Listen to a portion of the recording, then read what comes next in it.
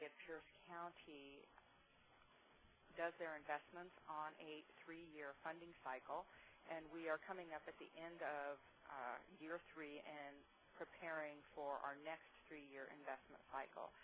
With the economy the way that it is, we know that we are going to have more programs applying for funding, and we are going to have less dollars to allocate.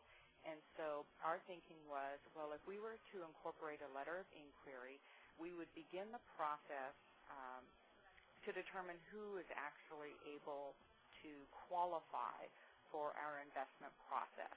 So if we go to our next slide, what we were wanting to do is we wanted to pre-screen for basic eligibility. We wanted to screen programs for alignment with our goals. And the reasoning behind that is we wanted to reduce the work for our volunteers. We didn't want to have them review applications that weren't going to qualify for our funding. And so for our basic eligibility, I had set up an eCImpact, a form which had basic pre-screening criteria.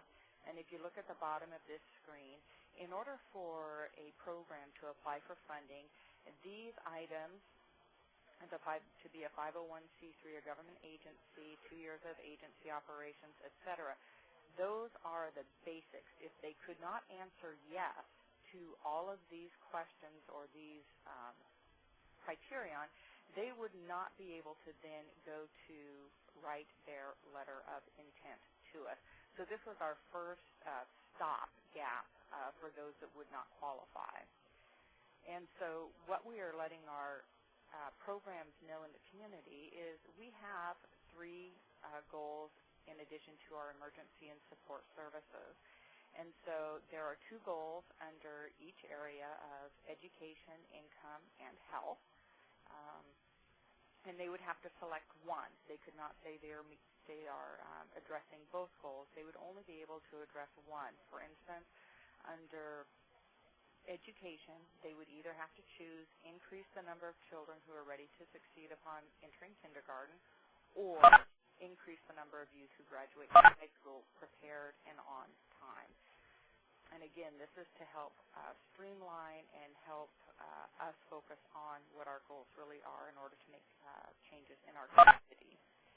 If they passed the basic eligibility, then they were going to be allowed to put in how much they were going to request and their total program budget. And you can see on this slide, it says which focus area does your program align with, and they would have to choose education, income, health, or emergency support services. And then the next drop down was going to be which goal, and they would have one of 2 goals to select. Then they had the opportunity to tell us about the proposed project or program for which they were requesting support. We would then receive that in-house, and it would be reviewed by United Way of Pierce County staff.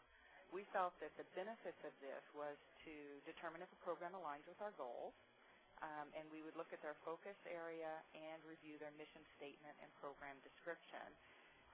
One, this would help us to identify the number of applicants in each focus area in order to get a pulse on the programs for our community, as well as any overlap or gaps in service. And it also, again, would weed out the programs that don't qualify and would cut down on the number of applications our volunteers would have to review. However, there were drawbacks with a letter of inquiry. One, it was going to require additional staff time to review the letter of inquiry and looking over their mission statement, program alignment, their budget. United Way of Pierce County does not fund more than 25% of an overall budget. And then also, some programs may have required a second review. We may have needed to ask clarifying questions if we thought, okay, this would be a program that, we think it fits within our focus area. We think that they would be able to address our goals, but we need a little bit more information. So again, it would take more time. And the other drawback was that there was no way to prove to the community that this in-house process was subjective. Even though we were trying to help our volunteers out, that was a huge drawback for us. Therefore, our final decision for our next 3-year funding cycle was that we were not going to require a letter of inquiry, predominantly because we could not find a way to prove to the community that our pre-screening was done subjectively by UWPC staff. Again, it was so our volunteers would not have to weed through information. So instead what we will do is on the first page of our application, we will have the basic eligibility requirements that the programs have to meet in order to continue to the full application. And so that's where we stand. Questions? Discussion? Okay. I see an arrow with Damien's name on it. Hello? Don? Don?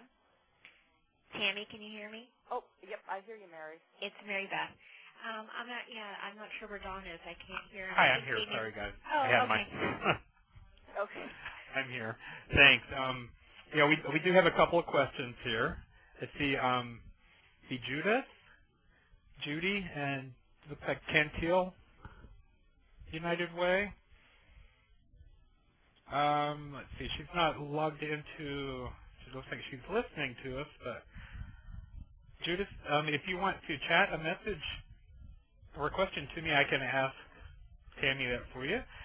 Meanwhile, Nancy Stoll from Berkshire United Way has a question for you. Hi, Nancy. You should be able to ask your question now. Okay. Hi, everybody. I am curious about the fact that you decided against the letter of inquiry process based on the fact that you couldn't prove. Is it you couldn't prove to the community that the review process of the letter of inquiry was not subjective? I'm a little confused about what you were saying there. Yes, exactly. Because we were basing it off of, number one, if they met all of our basic eligibility, great. But then on the next portion, what we would be reviewing as United Way staff would be their mission statement, and then their letter. And without, there's no way that we could rate those to where we could tell the community this is what we were rating on, because the actual letter that they would write would be stating why and how they felt that their program aligned with our goals. And while we could be subjective, we would feel that we were subjective, we didn't feel like the community would necessarily buy into that, and they would ask, okay, well, why did this program get through, and this one here is real similar, and did not? Right. So did you have like huge public outcry about this, or was it just an internal decision about? This was an internal decision as we were going through. We thought it was going to be a great idea, and then when presented to our CEO and a few others within our organization, that was a huge concern for them, because we really need to ensure that we have community support and community buy-in to what we're doing. And so while the process we could have shortened for our volunteers, we just couldn't find a way to have a rating form on just the letter of inquiry. Thank you. That answers my question.